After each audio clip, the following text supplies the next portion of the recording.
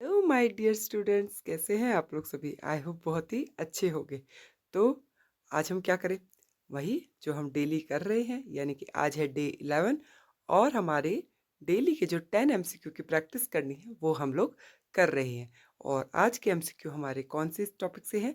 Indian economic development से हैं और इनकी हम प्रैक्टिस आज करेंगे और अपनी तैयारी को और बढ़िया करेंगे। तो चलिए देखते हैं question number 1। Identify the correct combination of the goal of Indian 5 year plan. हमें करेक्ट कॉम्बिनेशन बताना है goal of Indian 5 year plan, 5 year plan के गोल का। तो आपको याद होगा कि पांच चार गोल हमने रखे थे। तो चार गोल कौन कौन से थे? Growth, equality, modernisation, self reliance, development, equality, modernisation, sustainability. नहीं, सस्टेनेबिलिटी तो ये सब नहीं था, डेवलपमेंट ये भी था। गुड हेल्थ, इसको भी हमने नहीं रखा था।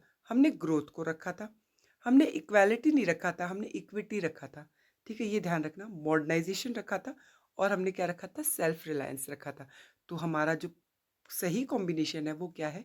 ऑप्शन नंबर डी, यानी कि growth, equity, modernisation, self reliance. Option number D जो है वो सही आंसर है। Question number 19। China has performed extremely well in various health and economic indicator. Identify which of the following is not an health indicator. China जो है बहुत अच्छा perform कर रहा है हेल्थ और इकोनॉमिक इंडिकेटर में। हमें वो वाला इंडिकेटर बताओ जो हेल्थ इंडिकेटर नहीं है। तो इन्फेंट मोर्टेलिटी रेट है, लाइफ एक्सपेक्टेंसी है, मैटरनल मोर्टेलिटी रेट है, percentage of people below poverty line, ये नहीं है, ये हेल्थ इंडिकेटर नहीं है। ठीक है, तो ऑप्शन नंबर सी क्या है? आपका सही आंसर है।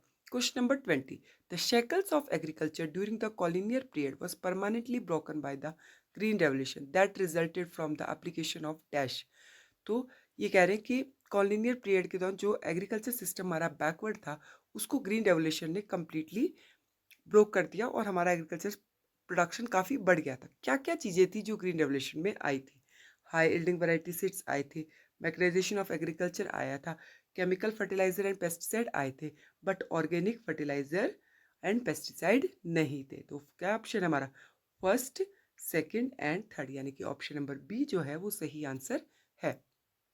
ये पिक्चर देख के हमें बताना है कि जो women in rural house hold ये किस एक्टिविटीज़ में लगी? बी कीपिंग में लगी हुई है। तो इसको हम कौन सी डाइवर्सिफिकेशन एक्टिविटीज़ कहेंगे? तो ये कौन सी डाइवर्सिफिकेशन एक्टिविटी है? ये है हॉर्टिकल्चर। ये क्या है आपका? हॉर्टिकल्चर, यानी कि option number C right answer है। Question number 22। In 1991, as immediate measure to resolve the balance of payment crisis, the rupee was devalued against the foreign currency। Immediate measure solve करने के लिए, मतलब बैलेंस ऑफ पेमेंट को ठीक करने के लिए उस टाइम पे करेंसी को डिवैल्यूएट किया था। बिल्कुल सही बात है।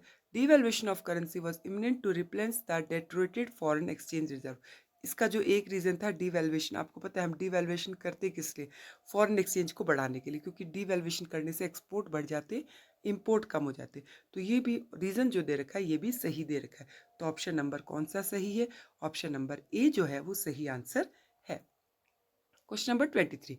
Under Dash in China, farmer and industrial unit were required to buy and sell fixed quantity of input and output on the basis of price fixed by the government, and the rest were purchased and sold at the market price। देखो, एक system start किया था China ने जिसमें उन्होंने कहा था कि कुछ गुड्स जो हमें किसके लिए रखनी है, कि बेसिक्स जो गुड्स हैं नीड्स के लिए, उनका प्राइस फिक्स करेगा गवर्नमेंट, और जो रेस्ट ऑफ दी गुड्स होगी उनको हम मार्केट प्राइस पे बेचेंगे। तो वो कौन सा प्राइसिंग था? वो था ड्यूल प्राइसिंग। तो ऑप्शन नंबर सी जो है वो राइट आंसर है। Question number 24। Micro credit programme play a vital role in insuring overall development of the rural economy as they. Micro credit programme एक इम्पॉर्टेंट रोल प्ले करते हैं, किस लिए? क्योंकि ये फाइनेंशियल सपोर्ट प्रोवाइड करते हैं, led to women empowerment, women empowerment में हेल्प करते हैं, और enhance the reach of the formal credit system. बिल्कुल सही बात है, तीनों के तीनों ही ऑप्शन सही है। Question number 25. Dash may be defined as a measure to extent of the demographic participation in the social and political decision making। कौन सा ऐसा डेमोग्राफिक पार्टिसिपेशन है जो हेल्प करता है social and political decision making में? तो ऐसा कौन सा है हमारा? कौन सा इंडिकेटर की बात हो रही है? लिबर्टी इंडिकेटर की बात हो रही है। 26th, the nature of the unemployment problem in India is unifaceted। Second statement है worker population ratio is an indicator used for analysing the employment situation in a country. तो अगर आप देखेंगे यूनिफेस्टेड नहीं है, मल्टीफेस्टेड है।